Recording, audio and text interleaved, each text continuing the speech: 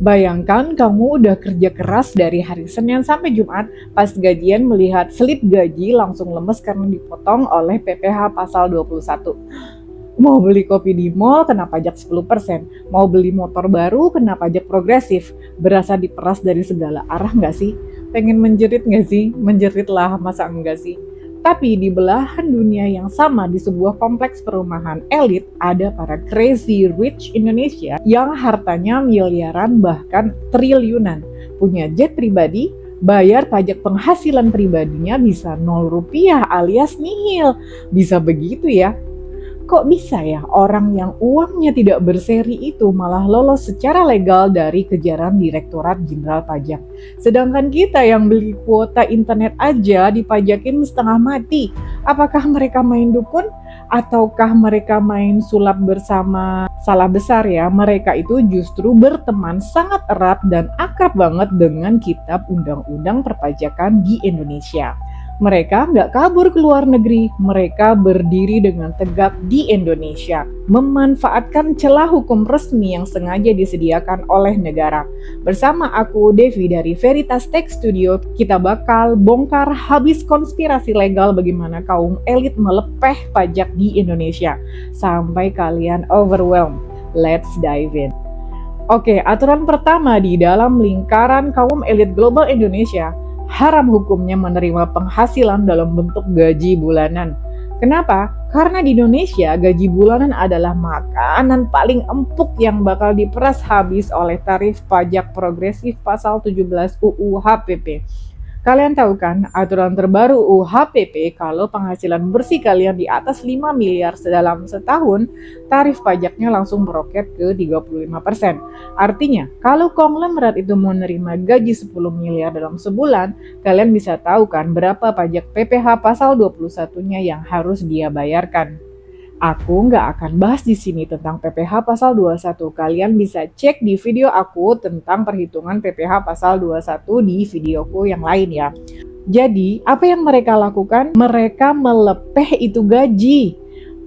Para pemilik grup perusahaan raksasa ini memilih buat tidak digaji oleh perusahaannya sendiri atau digaji sangat kecil.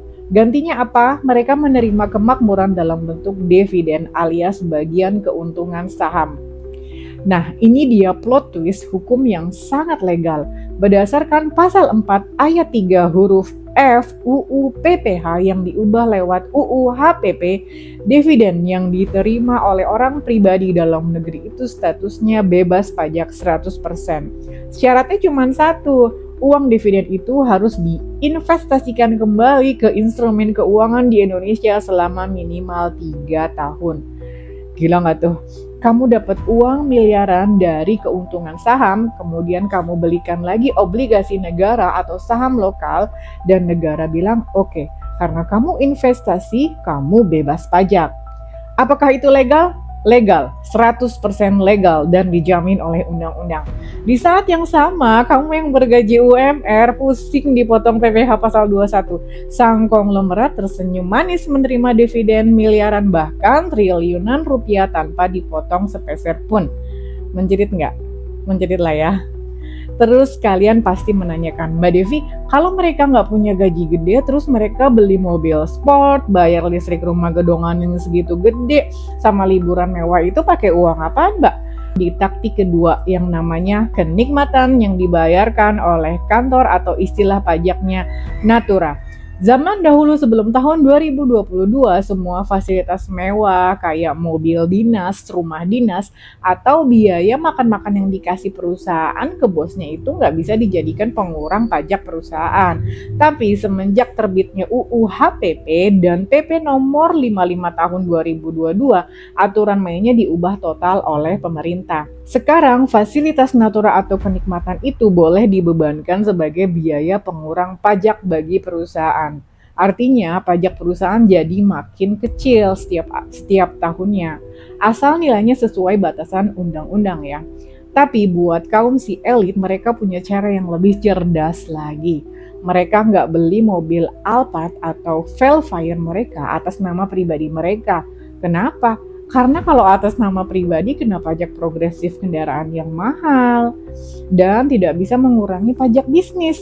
Jadi mobil mewah itu dibeli atas nama perusahaan mereka. Bensinnya bagaimana? Ya bensinnya dibayarin perusahaan lah. Perawatannya bagaimana? Ya perawatannya dibayarin perusahaan lah. Sopirnya bagaimana? Ya digaji oleh perusahaan lah. Rumah mewahnya bagaimana? Terdaftar sebagai aset mes atau kantor perwakilan perusahaan.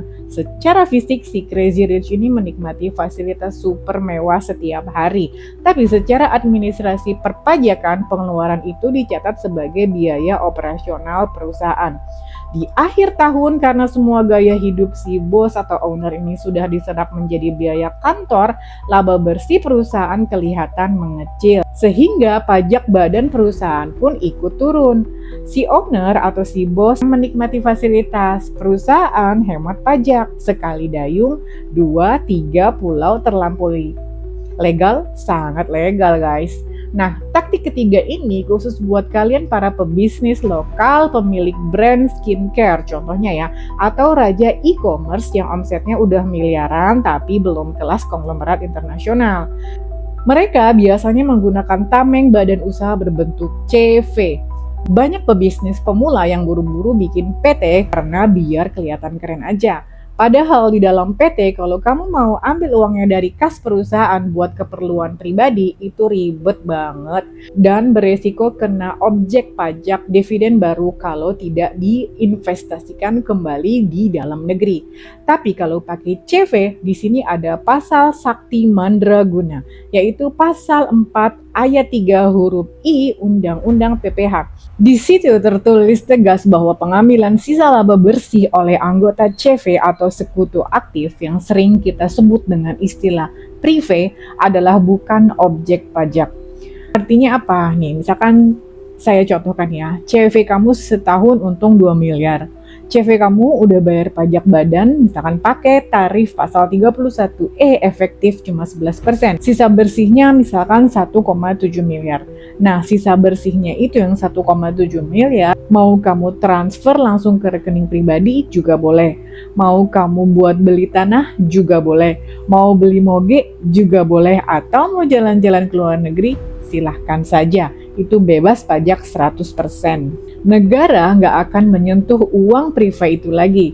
Kaum elit pebisnis lokal paham banget pasal ini. Mereka besarkan usahanya lewat jalur CV. Mereka nikmati uangnya lewat jalur prive. Dan kantong pribadi mereka tetap aman dari jeratan pajak progresif orang pribadi yang mengerikan itu. Plot twist perpajakan lokal yang sangat overwhelmed, bukan? Nah, setelah kita bedah 3 taktik besar tadi, sekarang teman-teman paham kan? Kaum elit itu bisa ngelepeh pajak bukan karena mereka berbuat kriminal atau melakukan tax evasion, penyelundupan pajak secara ilegal. Yang mereka lakukan adalah tax avoidance atau perencanaan pajak yang memanfaatkan celah dan fasilitas resmi yang memang tertulis secara sah di undang-undang negara kita. Negara sengaja membuat aturan dividen bebas pajak atau natura itu untuk apa? Agar uangnya nggak parkir di bawah bantal para owner-owner perusahaan itu, tapi diputar lagi buat investasi di Indonesia, membuat lapangan kerja baru dan menggerakkan ekonomi negara kita. Jadi bedanya apa antara kita nih sama kaum elit? Bedanya cuma satu. Mereka sewa konsultan pajak yang pintar, yang paham undang-undang. Sedangkan kita cuma bisa pasrah dan ngamuk di media sosial. Jangan ya teman-teman. Makanya kuncinya bukan membenci pajaknya, tapi kuasai strateginya. Buat kalian para pemilik toko online, UMKM atau pebisnis yang omsetnya udah mulai merangkak naik dan gak mau uang kalian habis cuma gara-gara salah pilih bentuk badan usaha atau salah hitung pajak, ini saatnya kalian melek hukum perpajakan era Cortex terbaru. Jangan sampai kalian panik pas dapat surat teguran dari KPP baru mencari bantuan. Hubungi tim kami via DM Instagram atau email untuk jadwal konsultasi akan masalah perpajakan kalian. Nggak usah bayar puluhan juta. Hubungi kami, maka kami akan buatkan skema sesuai budget kalian. Jangan lupa Klik tombol subscribe dan like video ini, komen mau di kolom komentar sekarang juga. Nanti tim aku akan langsung kirimkan jadwal konsultasi untuk kalian. Mari jadi pebisnis yang cerdas perpajakan, amankan cash flow usaha kamu, dan mari kita buat bisnis kamu tumbuh secara legal. Aku Devi dari Veritas Tech Studio, terima kasih udah menonton sampai habis. Sampai jumpa di pembongkaran konspirasi perpajakan berikutnya. Bye!